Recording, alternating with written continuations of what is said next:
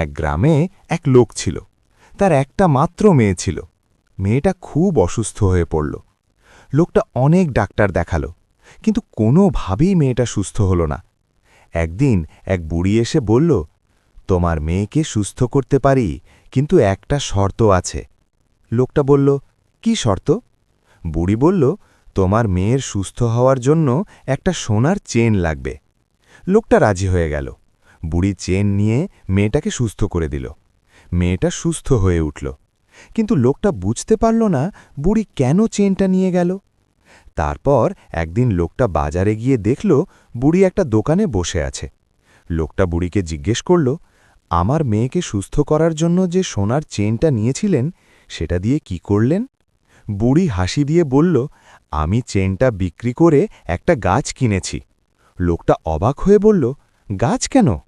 বুড়ি বলল, সেই গাছের ফলে আপনার মেয়ের অসুখ সারবে, কিন্তু আমি চাইনি যে আপনি আমার উপর নির্ভরশীল থাকেন।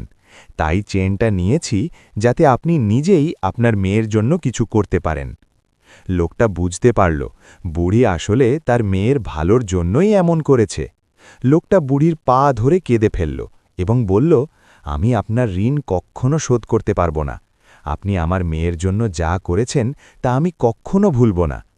বুড়ি লোকটাকে উঠিয়ে বলল, ঋণ শোধ করতে হবে না, শুধু অন্যদের সাহায্য করো যখন পারো। এটাই হবে আমার প্রতি তোমার শ্রদ্ধা। লোকটা বুড়ির কথা মেনে নিল এবং তারপর থেকে অন্যদের সাহায্য করতে শুরু করল। লোকটা বুড়ির শেখানো পথে চলতে লাগল। সে অন্যদের সাহায্য করতে শুরু করল, আর তার মেয়েও সুস্থ হয়ে উঠল। লোকটা বুঝতে পারল আসলে বুড়ি তাকে একটা বড় শিক্ষা দিয়েছিল, সাহায্য করলে মানুষের জীবন বদলে যায়।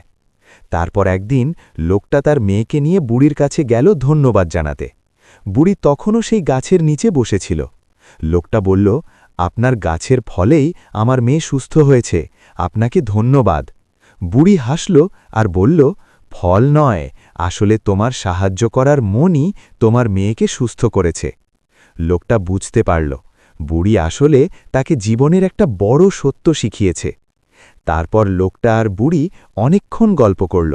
লোকটা বুড়ির কাছে জানতে চাইল, আপনি কেন এমনভাবে সাহায্য করেন? বুড়ি বলল, কারণ আমি নিজেও একসময় সাহায্য পেয়েছিলাম, এখন আমার সময় অন্যদের সাহায্য করার। লোকটা মাথা নাড়ল আর বলল, আপনার মতো মানুষ খুব কমই হয়। বুড়ি হাসল আর বলল, সবাই পারে, শুধু ইচ্ছে থাকতে হয়।